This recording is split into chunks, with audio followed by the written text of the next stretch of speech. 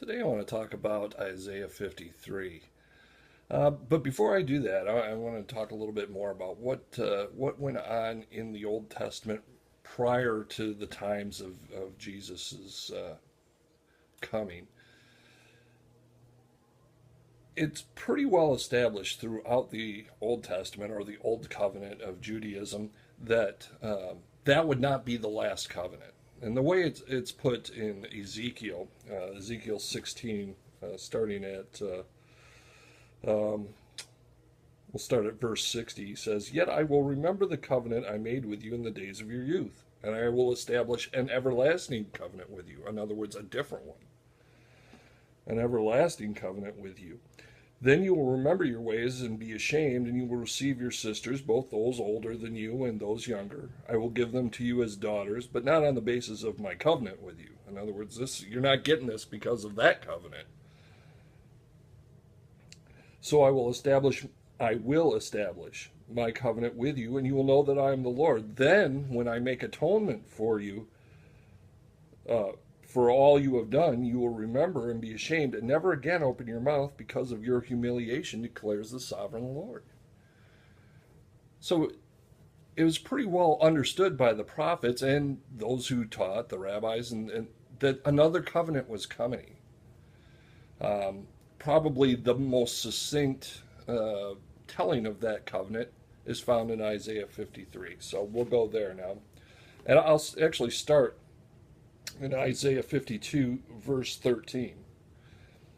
Isaiah writing says, "See, my servant will act wisely. He will be raised and lifted up and highly exalted." In other words, raised from the dead, lifted up on the cross, highly exalted, as he is today. Just as there were many who were appalled at him, his appearance was so disfigured beyond that of any man, and his form marred beyond human likeness, so will he sprinkle many nations. It wasn't just for Israel, it was for the entire world.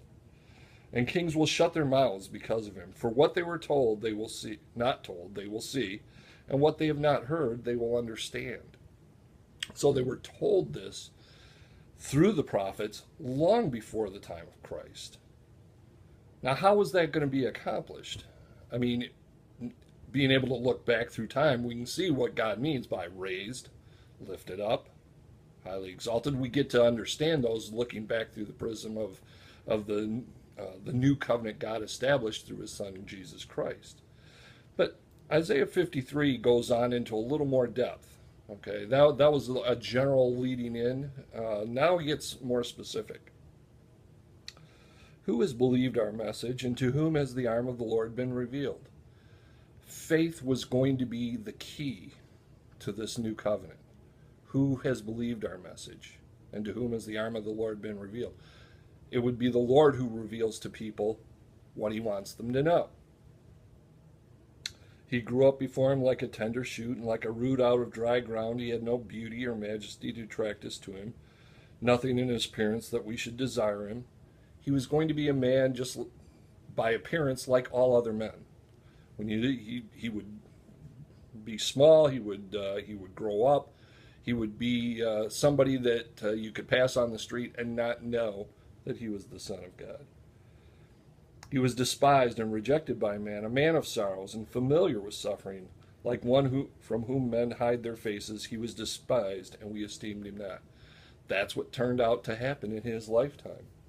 Even though he was doing the marvelous things he was doing, there were people that were against that. The incredible miracles that he performed, and in the Gospel of John, it talks about they were wanting to kill Lazarus because many people had put their faith in Jesus because of him. That's how twisted their thinking had come about the power they had achieved through the old covenant. "Surely he took up our infirmities." He would be somebody who would heal. "And carried our sorrows." He understood the human condition. "Yet we considered him stricken by God, smitten by him, and afflicted. But he was pierced for our transgressions. He was crushed for our iniquities. The punishment that brought us peace was upon him." It was always going to be this way. It was always going to be a sacrificial atonement placed on him. That's what the old sacrificial system was about, that somebody else was going to have to pay for the sins of the person who committed it. And the wages of sin are death.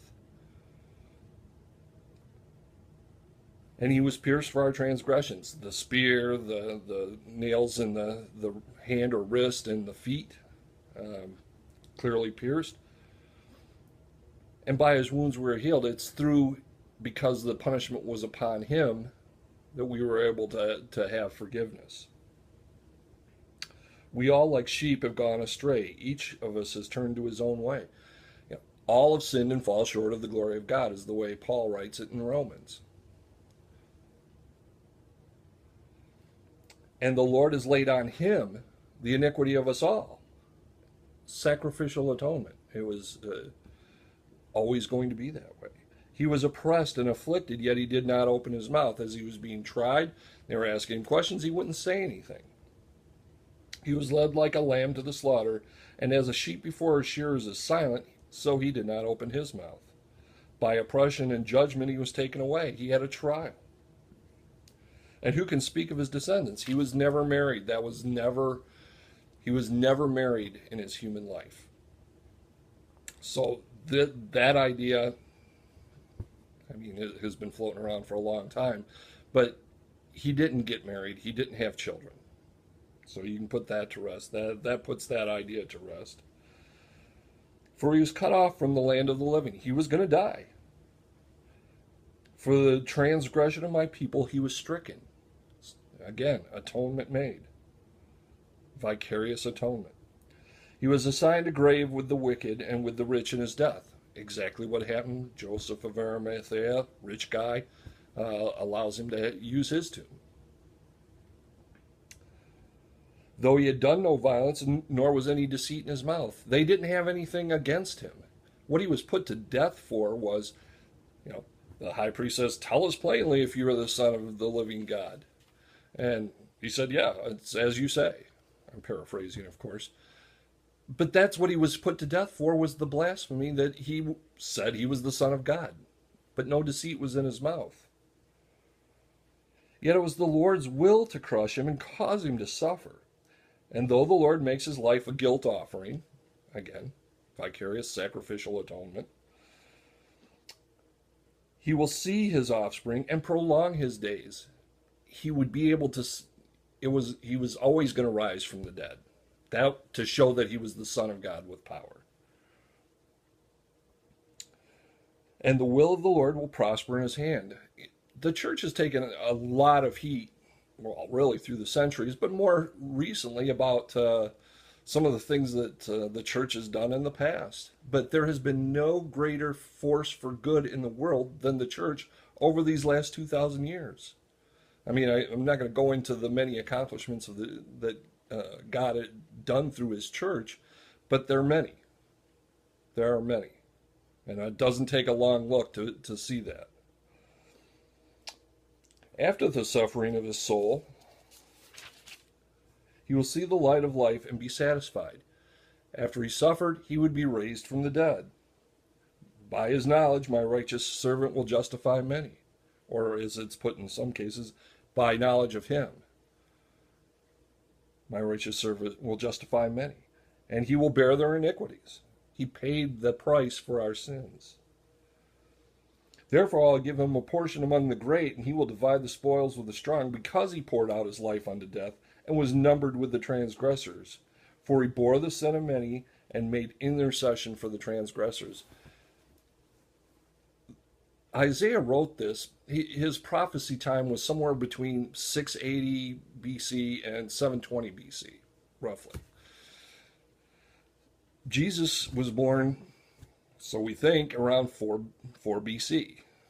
Okay, so a long time before this happens, he comes and he fulfills every one of those things that Isaiah talked about in this prophecy that he's giving, and nails it directly.